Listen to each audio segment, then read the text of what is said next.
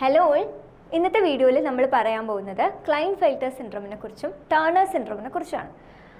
അപ്പോൾ നമുക്കറിയാം, four A normal individual അയാൾക്ക് ടോട്ടൽ 46 ക്രോമസോംസ് ഉണ്ടാവും. 46ൽ 44 എന്ന് പറയുന്നത് ഓട്ടോസോംസ് ആയിരിക്കും, പിന്നെ 2 ക്രോമസോംസ് സെക്സ് ക്രോമസോംസ് ആയിരിക്കും. അപ്പോൾ നമ്മൾ അതിൽ ഓൾറെഡി ഡൗൺ സിൻഡ്രോമിനെ കുറിച്ച് ഡിസ്കസ് ചെയ്തു. ഡൗൺ സിൻഡ്രോമിൽ ടോട്ടൽ 44 ഓട്ടോസോംസ് വേണ്ടത്, അത് 22 പെയേഴ്സ് ആയിട്ടായിരിക്കും ഉണ്ടാവുക.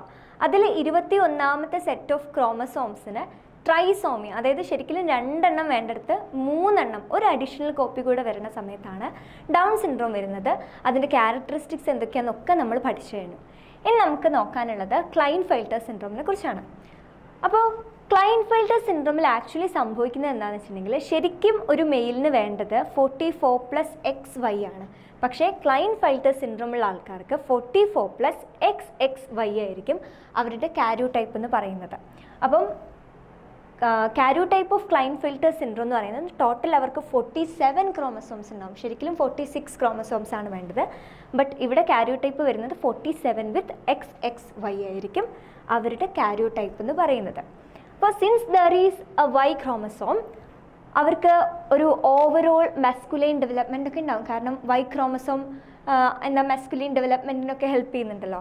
But even though they have such a masculine development, there is a feminine development also. For example, ഇവിടെ നിങ്ങൾക്ക് പ്രൊമിനൻ്റ് ആയിട്ട് കാണാൻ പറ്റുന്ന കാര്യമാണ്, ഇയാളെ കാണുമ്പോൾ ഒരു മെയിലായിട്ടൊക്കെ തോന്നുന്നുണ്ടെങ്കിൽ കൂടെ ഗൈനക്കോമാസ്റ്റി ഒക്കെ പ്രൊമിനൻ്റ് ആയിട്ട് നമുക്ക് കാണാൻ പറ്റും. ഗൈനക്കോമാസ്റ്റി എന്ന് പറഞ്ഞിട്ടുണ്ടെങ്കിൽ മെയിൽസിലുള്ള ബ്രസ്റ്റിൻ്റെ ഡെവലപ്മെൻറ്റിനെയാണ് നമ്മൾ ഗൈനക്കോമാസ്റ്റി എന്ന് പറയുന്നത്.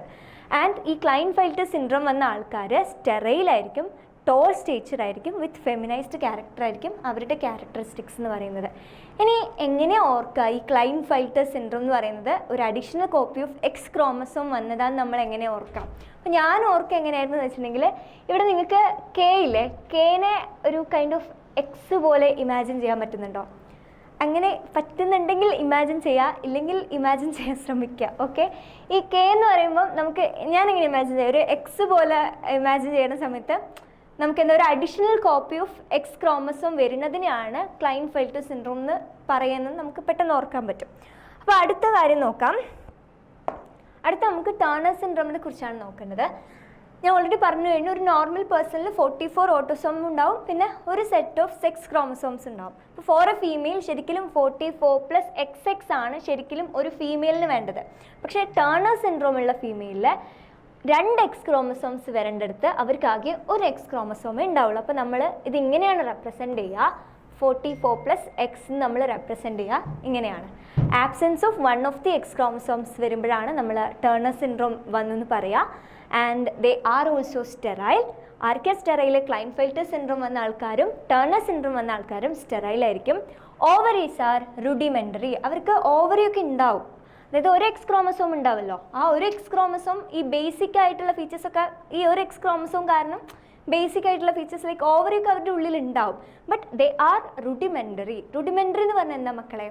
അതായത് കൈൻഡ് ഓഫ് ഇമ്മച്യൂർഡ്, അൺഡെവലപ്ഡ്, അല്ലെങ്കിൽ ഒരു ബേസിക് ഒരു ഓവറി അവർക്കുണ്ട്, പക്ഷെ അത് മെച്യൂർഡ് അല്ല, ഡെവലപ്ഡ് അല്ല, കൈൻഡ് ഓഫ് ബേസിക് ആയിട്ടുള്ളൊരു സ്ട്രക്ചർ മാത്രമായിരിക്കും ടേണർ സിൻഡ്രോം വന്ന ആൾക്കാരിൽ ഓവറി എന്ന് പറയുന്നത്. അപ്പോൾ ഓവറി റുഡിമെൻ്ററി ആയതുകൊണ്ട് തന്നെ they have lack of secondary sexual characters and with a short stature. Turner syndrome വന്ന ആൾക്കാർ വിത്ത് ഷോർട്ട് സ്റ്റേച്ചർ ആയിരിക്കും, ആൻഡ് ക്ലൈൻഫെൽറ്റർ സിൻഡ്രോം വന്ന ആൾക്കാർ വിത്ത് ലോങ് സ്റ്റേച്ചർ ആയിരിക്കും. I hope this is clear for you. അപ്പോൾ നന്നായിട്ട് പഠിക്കുക. Even after clearing NEET exam ഇതൊക്കെ നമുക്ക് ഭയങ്കര ഇമ്പോർട്ടൻ്റ് ആണ്. ഫസ്റ്റ് ഇയർ അനാറ്റമിയിലൊക്കെ നമുക്ക് പ്രാക്ടിക്കൽസിനും തിയറിയിലും ഒക്കെ ചോദിക്കുന്ന കാര്യമാണ്. അപ്പോൾ അടിച്ചും പൊളിയായിട്ട് പഠിക്കാം. അടുത്ത കൊല്ലം ഒരു ഗവൺമെൻറ് MBBS സീറ്റിൽ കയറാം. Okay, by.